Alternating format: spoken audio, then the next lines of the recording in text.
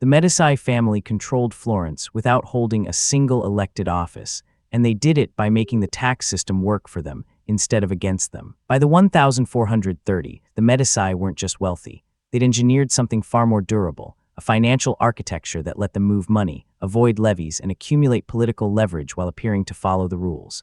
The system didn't collapse because it was designed to absorb pressure, not resist it. And once you understand how it worked, you'll see the same patterns in every era of concentrated wealth. Exhibit 1: the baseline tax structure. Florence in the 15th century levied a property tax called the catasto. Sounds straightforward: declare your assets, pay a percentage. But the Medici discovered something crucial. The catasto was based on voluntary disclosure. You reported your own wealth, and if you controlled the people auditing those reports, the system became a tool rather than a constraint. Cosimo de Medici understood this before anyone else. He didn't own Florence's government outright. Instead, he placed allies on the tax boards, the magistracies, the councils that decided who paid what. His own catasto declarations became models of modesty. His reported wealth stayed suspiciously modest. Meanwhile, his actual assets, branch banks across Europe, trade monopolies, real estate, lived in a different accounting system entirely. Exhibit 2: the banking network as a tax shelter. The Medici didn't just run one bank. They operated a web of branches: Venice, Rome, Bruges, London, Milan. Money could move between these entities, and here's the key: each branch kept its own books. A profit generated in one city could be recorded as a loss in another. Wealth flowed through the system like water finding cracks. The Florentine authorities couldn't audit what they couldn't see. A transaction recorded in the Bruges ledger wasn't visible to the Florence tax office. And because the Medici owned both ends, the originating bank and the receiving bank, they could price internal transfers however they liked. Move money from Florence to Rome at a loss on paper, then back again at profit. The net effect: wealth preserved, taxes minimized. Exhibit 3: the political leverage feedback loop. Here's where the system becomes self-reinforcing.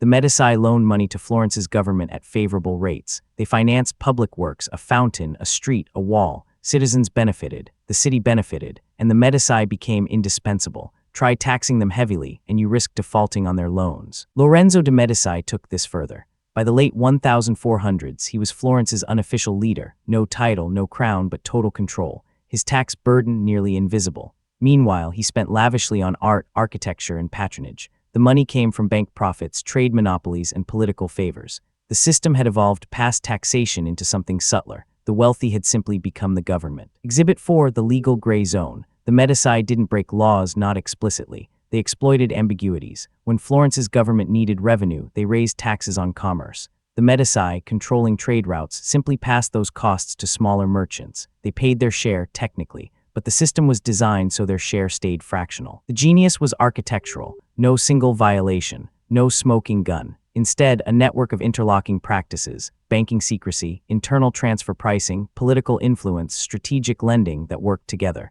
Remove one piece and the system adapted. This is why it persisted for generations. By the early 1500s, the Medici had accumulated wealth equivalent to entire kingdoms.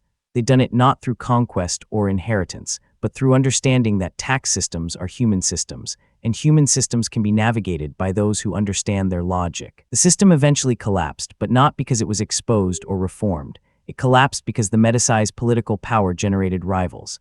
The family was exiled multiple times. Wars disrupted trade. The banking network fractured. But here's what's crucial: the mechanisms they pioneered, banking secrecy, transfer pricing, political influence, legal ambiguity, didn't disappear. They evolved. Modern offshore banking mirrors the Medici model almost exactly.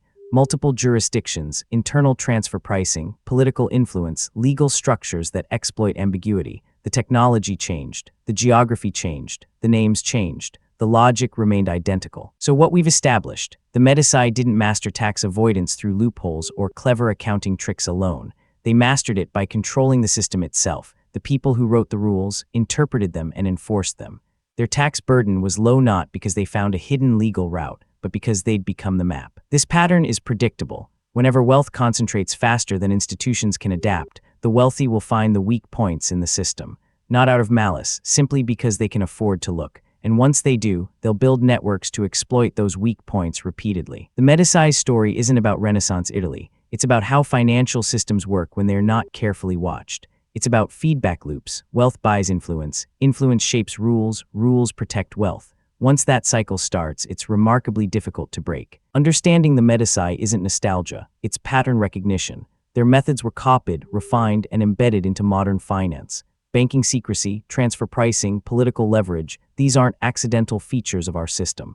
They're inherited design choices passed down through centuries. The Medici proved something that remains true today. The most effective tax strategy isn't avoiding taxes. It's ensuring you're the one writing the definition of what tax means in the first place. This video is for educational and informational purposes only and is not financial advice. Always do your own research. Subscribe to explore how wealth shapes the systems that govern it, because these patterns repeat across every era. Subscribe to explore how wealth shapes the systems that govern it, because these patterns repeat across every era. This video is for educational and informational purposes only and is not financial advice. Always do your own research.